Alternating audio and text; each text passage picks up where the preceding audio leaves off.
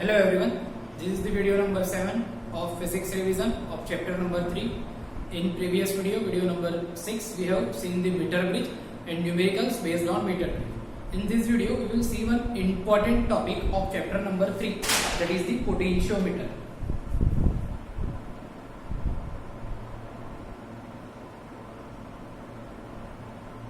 Okay, in this video, we will see potentiometer. Now this potentiometer, I have divided this potentiometer in two videos. In this video, we will see the need of potentiometer, why potentiometer is necessary, and principle of potentiometer, and also we will see how in application of potentiometer, how we will apply potentiometer. Okay, principle of how we will apply the principle of potentiometer. So in this video, we will see mainly principle of potentiometer.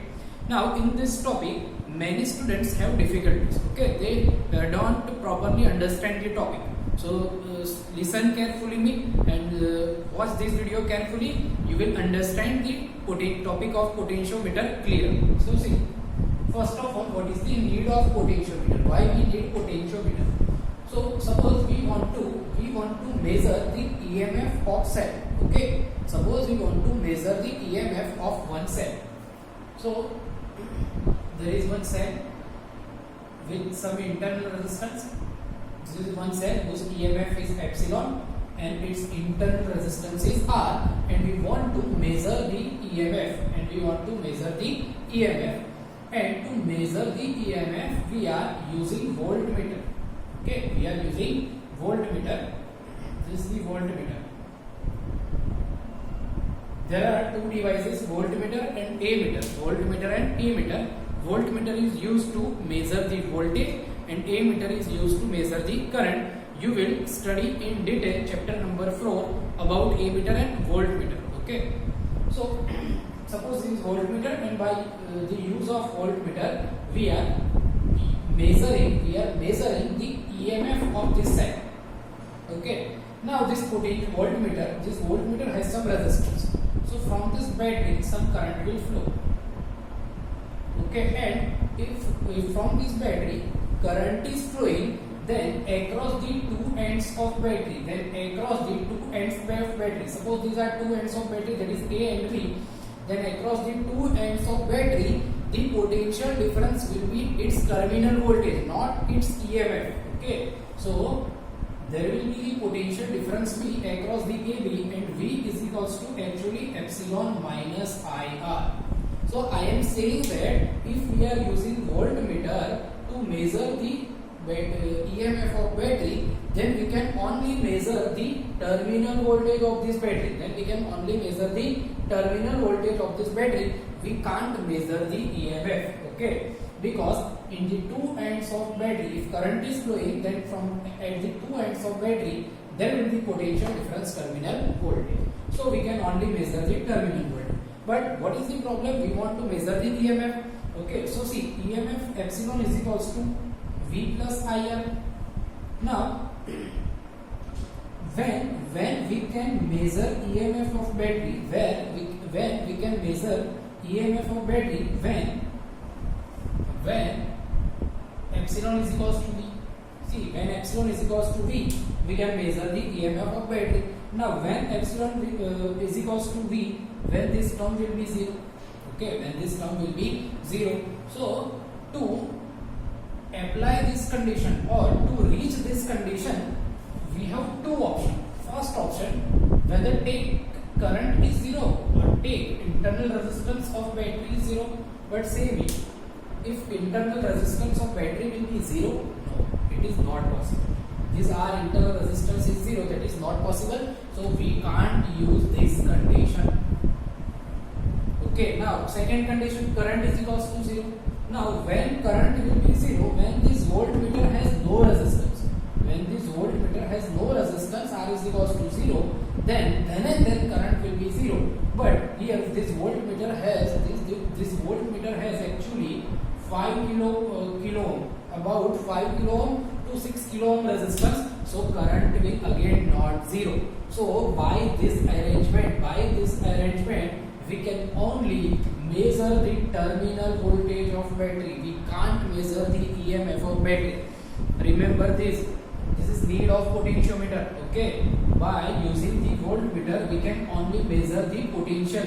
So terminal voltage of this battery, we can't measure the EMF of battery. Okay, so we need another device. So we need another device to measure the EMF of battery, and that device is potentiometer. Okay, and in potentiometer we will use this condition.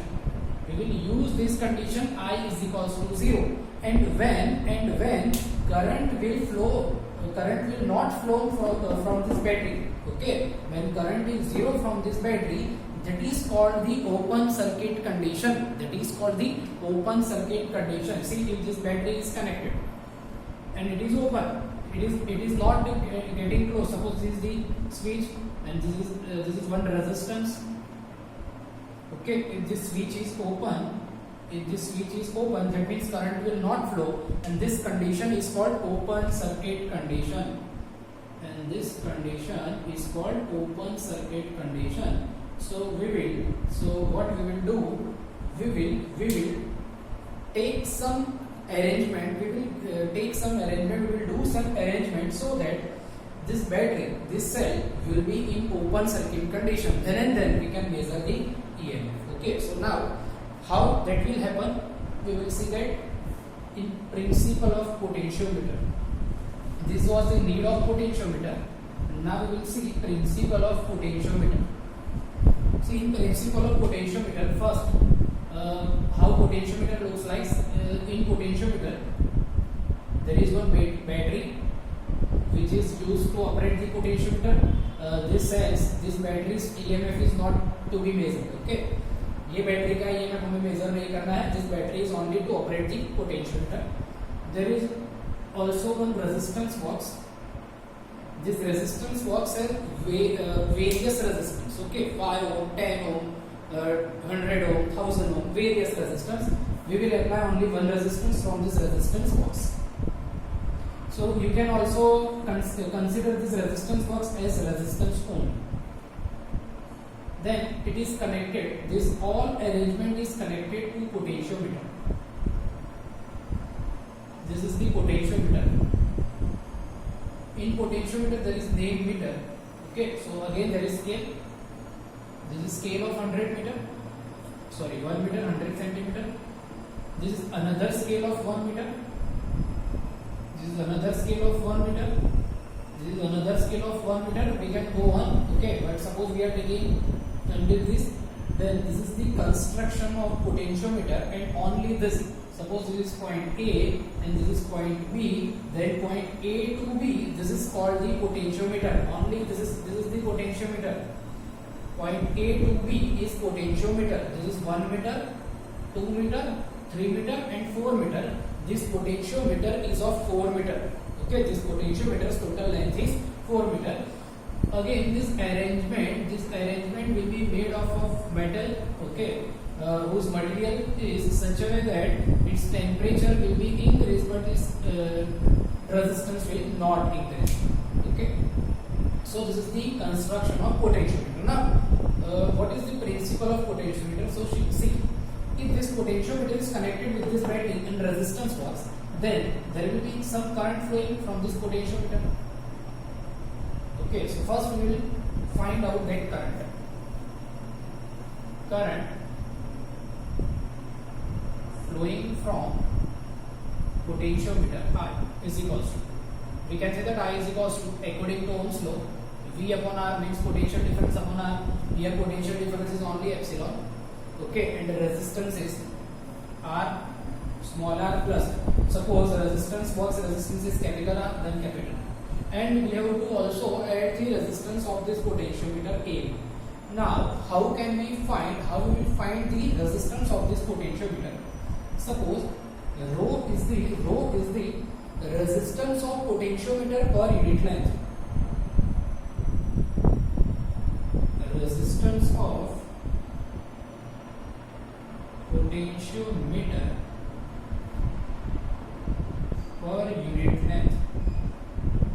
Okay, suppose rho is the resistance of potentiometer per unit length, and if the length of this potentiometer is capital N, N is length of potentiometer then what will be the total resistance of this potentiometer? If rho is resistance per unit length, if capital L is length of potentiometer, then what is the total resistance of potentiometer? Total resistance of potentiometer will be rho L.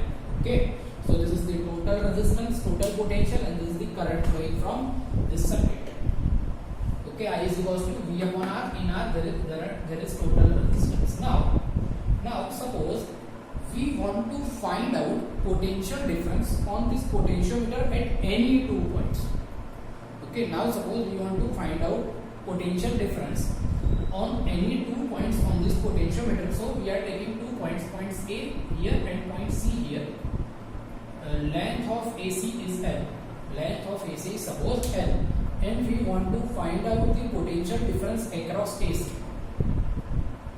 Okay, potential difference across AC. Now we want to find out the potential difference across AC. Again, according to Ohm's law, V of AC is equals to again IR of AC. Means AC तक के जितना भी resistance हो, V is equals to IR. So V of AC is equals to VR. We know the value of I. Okay, we know the value of I, that is the epsilon upon R plus rho L. Okay, and now what will be the resistance of AC? The resistance of AC will be is equals to rho L, rho into small l. Okay, because the total resistance per unit length is small rho and length is small l. So resistance of this AC is rho L. So this is the potential difference across AC. Now see, we can see that this potential difference across AC is epsilon rho upon R plus rho L into small l. Okay. Now see, in this bracket all terms are constant. Epsilon constant, rho that is also constant, R constant, capital R is constant. Okay, and total length is also constant. So we can say that potential difference across any 2 points on potentiometer is equals to, this is constant, we are taking this constant is equals to sigma into L. Okay, so we can also say that this potential difference across AC is proportional to the length. Because sigma is constant. Okay, so this is the principle of potentiometer. And inwards, what is the principle of potentiometer? See, on this potentiometer, across any 2 points of potentiometer, the potential difference between these two points is directly proportional to the length of these 2 points or length between these 2 points. Okay, so simply we can say that on potentiometer, potential difference across any 2 points, is directly proportional to the length between these 2 points. Okay, so this is the principle of potentiometer. Now we want to apply this potentiometer. So how can we apply this potentiometer? See,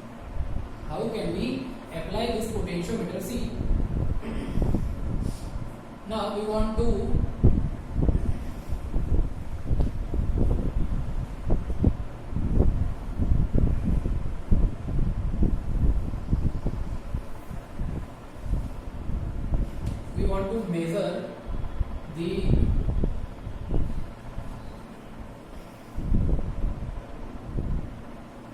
to measure the EMF of one battery.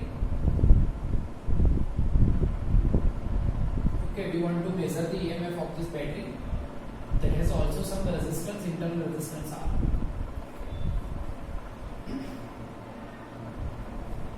Okay.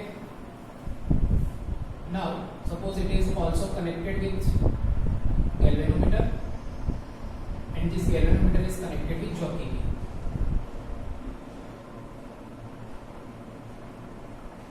Okay, our task is to measure the EMF of this cell.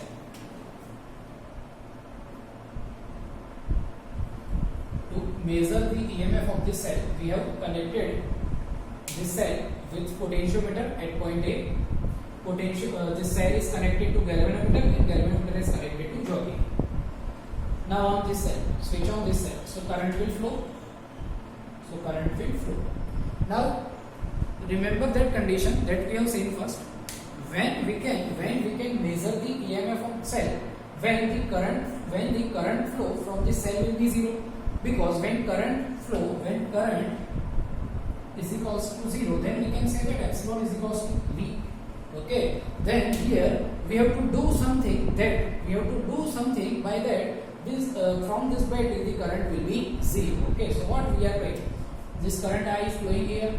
Now current I will be distributed in two conditions, from this and from this. Okay, now move this jockey key from this point A and reach one point